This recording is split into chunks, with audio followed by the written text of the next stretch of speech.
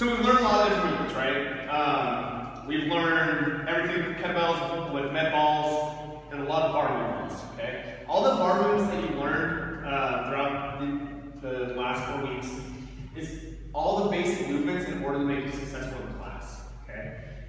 So when you walk into class, there's still going to be some things that you haven't done yet, and that's totally fine, but whatever you've done in here is the lowest scale level, okay? So it can always translate to whatever you do in class.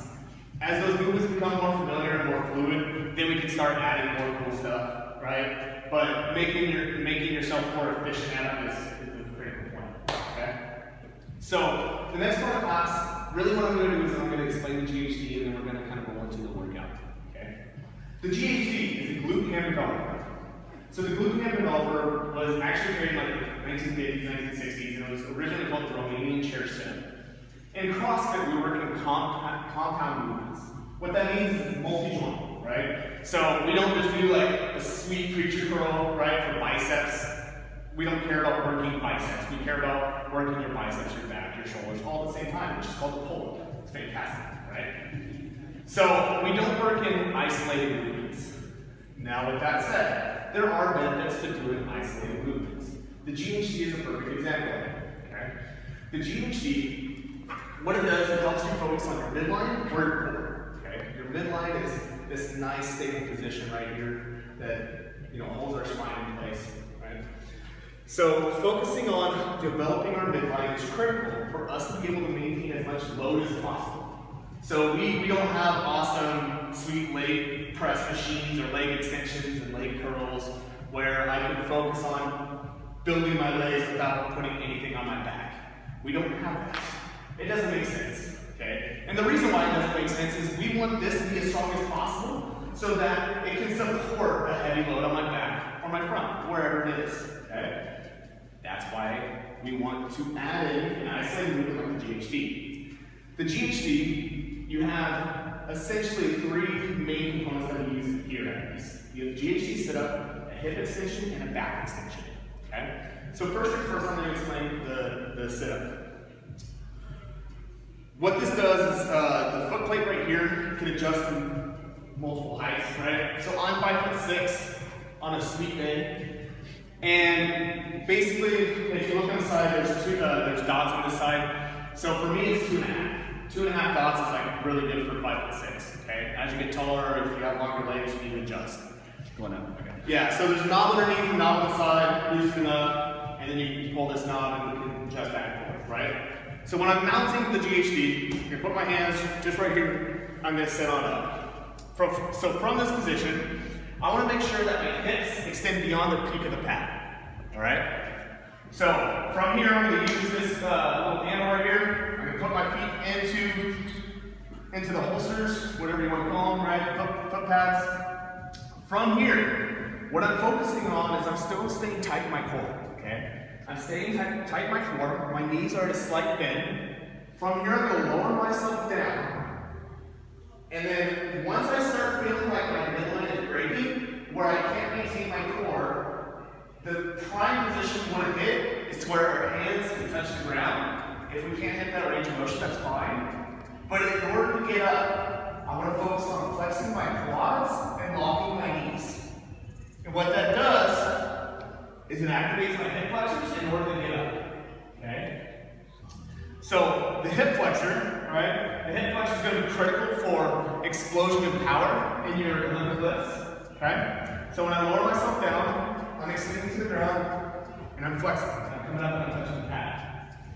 So the problem is when I come up with a bent knee, it's more my core, it's more my abs that are pulling myself up, my abdominal. And really what this is doing is it's taking my core and it's putting it into an overextended position. So what happens is on a traditional sit-up where I can only go parallel to the ground, I'm overextending those muscle fibers, and so now I'm carrying more muscle fibers, right? I'm getting more muscle fibers activated into that position. So I'm essentially getting more out of my core than a traditional sit-up can ever do for you, all right?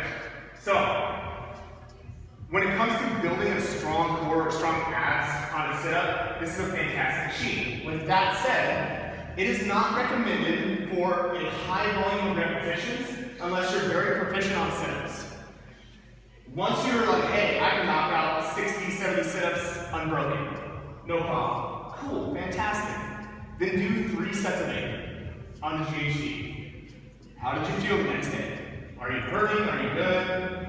The biggest mistake people make is somebody who's like, oh man, I have sweet abs. Like, I can do abs all day. Fantastic. They come on here and they literally do 100 GHDs and they are destroyed. Absolutely destroyed for 3 or 4 days. Walking hunched over, the core's kind of caving on itself. And in the most horrible instances, you can actually rupture internal organs. Okay? Because it's a violent movement, alright? Especially done at a high rate of speed. Just like anything in CrossFit, we want to focus on safety first, right? So that's why, at least in here, whether it's another gym or not, at least in here, it's critical that you work to your ability level. Now, if you're like, hey, I want to try it out, but I don't want to do a lot of volume, cool, no problem. You can still kick the little handle and hurt your freaking ankle. All right, but you can still lower yourself down to about 90 degrees and come back up. Okay, cool. Did that feel good? Okay, I'm going to go a little bit further. All right. So limiting yourself at the distance you go is also a scalable movement. Okay.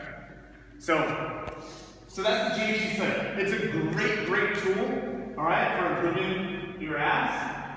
All right, but it needs to be done in moderation. Okay. Any questions on the set? Okay, the hip extension. On the hip extension, the position is essentially the same as far as for where the foot pad is. Okay? But from here, I'm going to mount it facing the ground. So I'm going to hold on to the handles. I'm going to put my feet within the pads.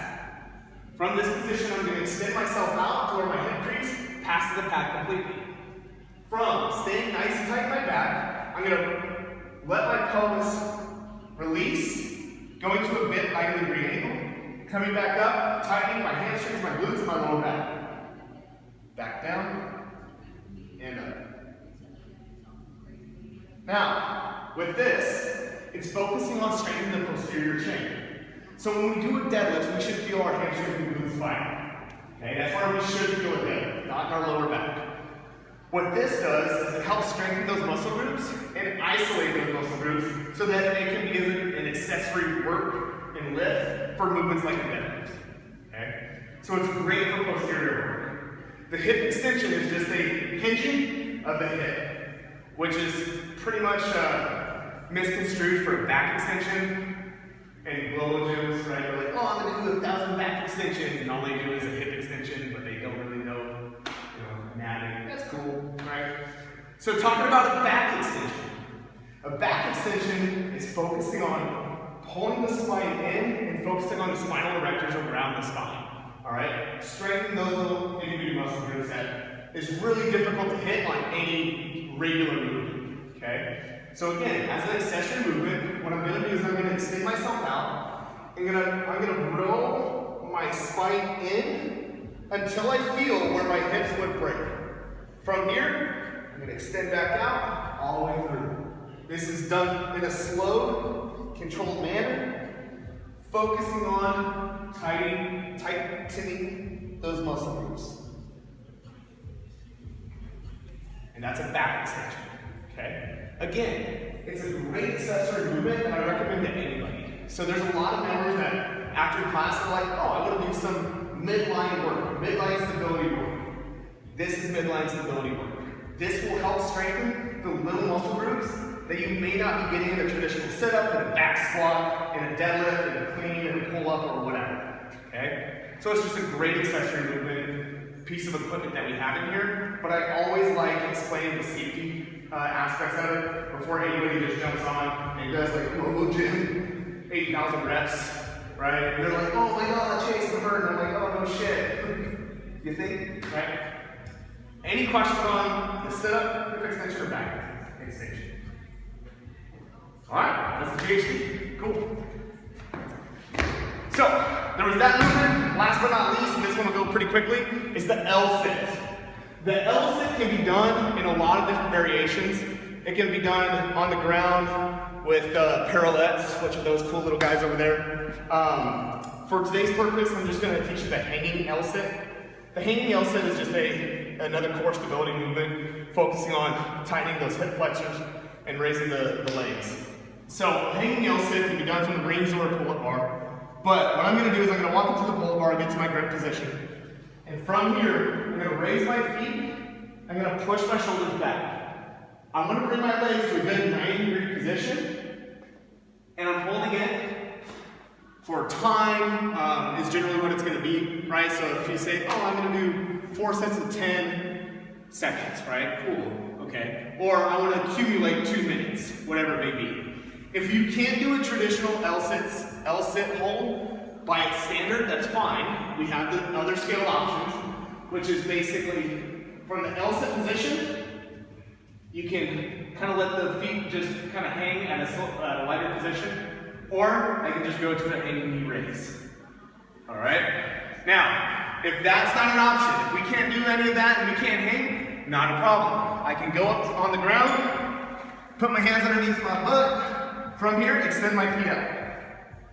All right? It's still going to target those same muscle groups and it still can be very fatiguing. From here, if I need to relax, I can bring them in as well. That's also a scalable movement. Or if I just need to drop, I can drop and rest.